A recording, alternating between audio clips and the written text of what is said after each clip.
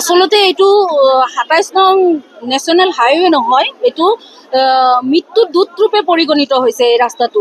আমি জাতীয় মহিলা পৰিষদৰ পৰা বাৰম্বাৰ তেওঁলোকক আমি দাবী জনাই আহিছিলোঁ যে ইয়াত এটা ট্ৰাফিক পইণ্ট লাগে, আৰু যিহেতু ইয়াতে স্কুল আছে, বনস্থলী একাডেমি আছে, মহাৰ্ষি বিদ্যা মন্দিৰ আছে, এখন হস্পিটেল আছে, আকাংক্ষা হস্পিটেল, তো ইয়াত বহুত ধৰণৰ ৰোগী অহা যোৱা কৰে বা কণ কণ ল'ৰা ছোৱালীবোৰ স্কুললৈ অহা যোৱা কৰি থাকে। গতিকে তেওঁলোক পাৰ হ'বলৈ বহুতেই অসুবিধাত পৰিছে। এজনী মহিলা পাৰ হ'বলৈ দিগদাৰ হয়, কাৰণ ট্ৰাফিক পইণ্ট নাথাকে। বয়সস্থ মহিলা এজনী নিজে পাৰ হৈ যাব নোৱাৰে, কোনোবা এজন মানুহ অহালৈকে তেওঁলোকে ৰখি থাকিব লাগিব, তেওঁলোকক হাতত ধৰি পাৰ কৰাব লাগে। গতিকে এনেকুৱা এটা অৱস্থাত গৃহ বিভাগক আমি সম্পূৰ্ণৰূপে ব্যৰ্থ বুলি ক'ম। আৰু আজি আপোনালোকে গম পাইছে কিমানবোৰ মানুহ ইয়াত গোট খাইছে। যোৱাকালি আপোনালোকে নিশ্চয় জ্ঞাত, আপোনালোকৰ নিউজ চেনেলবোৰতো বজিছে, এজন যুৱকে ৩জন বাচ্চা স্কুললৈ থবলৈ লৈ আহি আছিলে। গতিকে তেওঁ গাড়ীৰ তলত সোমাব লগা মানে পৰিস্থিতি হৈছে। স্কুল বাছবোৰো দৌৰ্বাত্মক, গতিকে ইয়াতে এজন ট্ৰাফিক নাথাকে। গতিকে তেওঁলোকক আমি প্ৰশাসনক বা গৃহ বিভাগক বা আমি অনুৰোধ জনাম, তেওঁলোকে যেন ইয়াতে ট্ৰাফিক পইণ্ট এটা দিয়ে, আৰু যিখিনি গতানগৰ, তেতেলীয়া, পদুমবৰী যিখিনি ৰাইজ আছে তেওঁলোকক অহা যোৱা সুৰক্ষা প্ৰদান কৰে।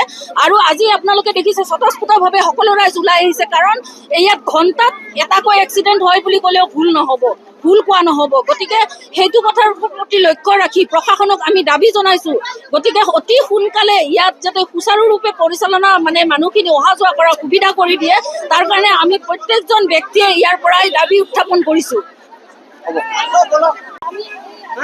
কালিও এজন গৈছে, একদম কম বয়সীয়া, 2টা বাচ্চা আছে, কি মানে এনেকুৱা বেয়া লাগে।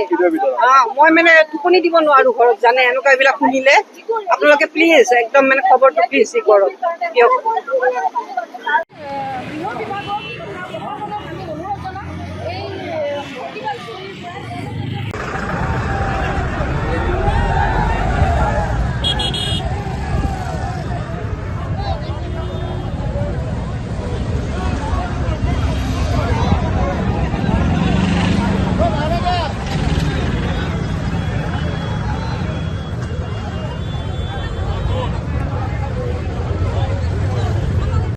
কোন হাইৱে দেখিছে তাৰ কথা মাৰি দিয়া।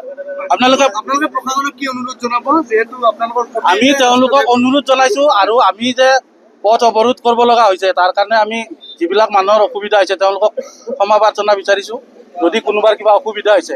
কিন্তু আমি উপায়হীন হৈহে কৰিছো, আৰু প্ৰশাসনৰ পৰা এটাই বিচাৰিছো যে অতি শীঘ্ৰে তেওঁলোকে কিবা এটা ব্যৱস্থা লওক। কিমানখিনি ডিষ্টেঞ্চত দিব লাগে, তেওঁলোকে এখন 5 ষ্টাৰ হোটেলক ৰক্ষণাবেক্ষণ দিব দি গৈ পেলাই 4খন গাঁৱৰ মানুহক আজি মানে এক্সিডেণ্ট হৈ থাকিব লগা ব্যৱস্থা হৈছে। কিয় সেইটো মানুহ ৰেডিশ্যন বোৰত কোন আহিব? নিশ্চয় কোনোবা কোটিপতি ধনী মানুহ আহিব। তেওঁলোকে 2 কিলোমিটাৰ ঘূৰি যোৱাত কি আপত্তি? সেইটো নহয়, যদিহে তেওঁলোকৰ মানে ব্যৱস্থাত যদি আছে যে 2 কিলোমিটাৰ ডিষ্টেঞ্চতে আমি মানে আপোনাৰ ডিভাইডাৰ বা ব্যৱস্থা কৰিব পাৰোঁ, সেইটো বন্ধ কৰক। তেওঁলোকৰ VIP মানুহ আহিব, তেওঁলোকে 5 কিলোমিটাৰ ঘূৰি গাড়ীত যাব, তেওঁলোকেতো খোজকাঢ়ি নাযায়। তেওঁলোক ঘূৰি যোৱাত কি আছে? আমি খোজকাঢ়ি যোৱাবিলাকক আমাক খুলি দিয়ক, আৰু যদি ব্যৱস্থা সেইটোও নোৱাৰে, ফ্লাইঅভাৰ এখন দি দিয়ক। আমাৰ 1 কিলোমিটাৰত আপুনি অকণমান গৈ কিনে চাওক, এখন LP স্কুল আছে, LP স্কুলখনৰ বাচ্চা অহাৰ কাৰণে 2 ফুটৰ জাগা এটা ৰাখি থৈ দিছে। এইটো কি কথা হ'ল নেকি কওকচোন? তাতে 1000জন ল'ৰা ছোৱালী পঢ়ি আছে। যিকোনো খবৰৰ বাবে যোগাযোগ কৰক 7099017330 লগতে 7099017110 নম্বৰত।